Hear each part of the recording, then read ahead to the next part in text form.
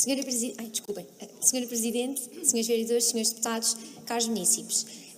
a proposta 101/2022, no âmbito, portanto, do Fundo de Emergência Social das instituições particulares de solidariedade social, foi alvo de apreciação na 6ª Comissão, e desde já agradeço também à senhora vereadora Laurinda Alves por ter acedido, ter estado presente para esclarecer algumas questões que nós tínhamos no âmbito desta mesma proposta, e é precisamente por isso também que o Grupo Municipal do Partido Socialista não deixava de se poder pronunciar sobre a mesma, na medida também daquelas que foram as considerações que dissemos nesta mesma audição e das questões que lhe foram colocadas. Por um lado, em 2020, como já foi referido pela senhora deputada Natasha Amar, e como todos sabemos, foram feitas vários aditamentos e várias alterações ao regime extraordinário do Fundo de Emergência Social, no âmbito precisamente do combate à pandemia, no âmbito do reforço dos apoios que eram importantes e, acima de tudo, garantir para estas mesmas instituições, e também tendo em consideração, e passo a ler, portanto, estas regras de funcionamento que permitiriam apoiar, num regime extraordinário particular e durante a situação epidemiológica excepcional vivida, qualquer tipologia de beneficiários, e, portanto, abrangiam-se os municípios mais carenciados, mas também as instituições do setor social, que são aquelas que estão, portanto, que são abrangidas por parte deste programa, desta proposta, e que, por todos os efeitos, precisavam então de manter a capacidade de dar uma resposta aos novos desafios que eram colocados e aos constrangimentos que decorriam da pandemia. Depois, portanto, através deste mesmo fundo e destas várias alterações que surgiram, para todos os efeitos, este apoio urgente e imediato foi efetivamente concedido e, portanto, beneficiou muito a atividade cultural, muito o movimento popular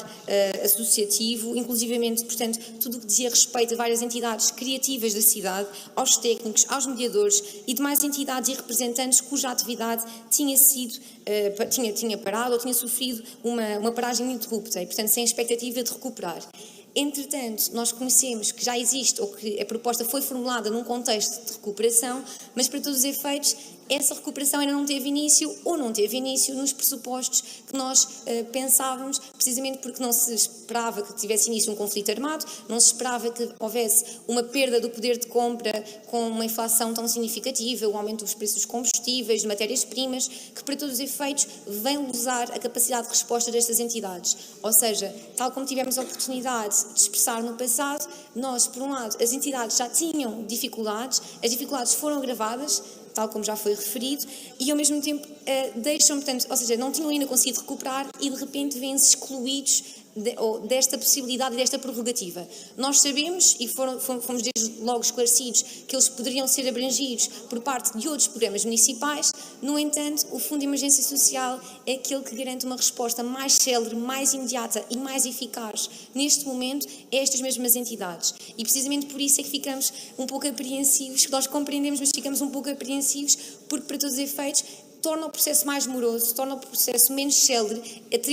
atribui e acrescenta complexidade ao processo e pode, de alguma forma, dissuadir as entidades de beneficiarem do mesmo. E, portanto, acima de tudo, também deixar esse alerta, ou seja, à semelhança do que foi referido anteriormente, consideramos não só que era importante reforçar as verbas, mas que era importante também não excluir este movimento, estes clubes, estas associações, porque elas são uma força motriz da cidade, uma força ativa da cidade, representam muitas faixas etárias diferentes, muitos municípios e, portanto, devíamos ser sensíveis a estas necessidades e a estas respostas. E, portanto, o repto que lançamos no sentido de recordar aquilo que foi o compromisso assumido por parte da senhora vereadora, inclusivamente por parte do senhor Presidente e do senhor Vice-Presidente, publicamente em várias sessões, nas quais afirmaram que nunca faltaria dinheiro à ação social e que sempre que fosse necessário haveria um reforço nas verbas afetas a este mesmo programa, é precisamente recuperar o desafio que foi lançado no sentido de reforçar estas verbas, de as alargar e de garantir que existe uma periodicidade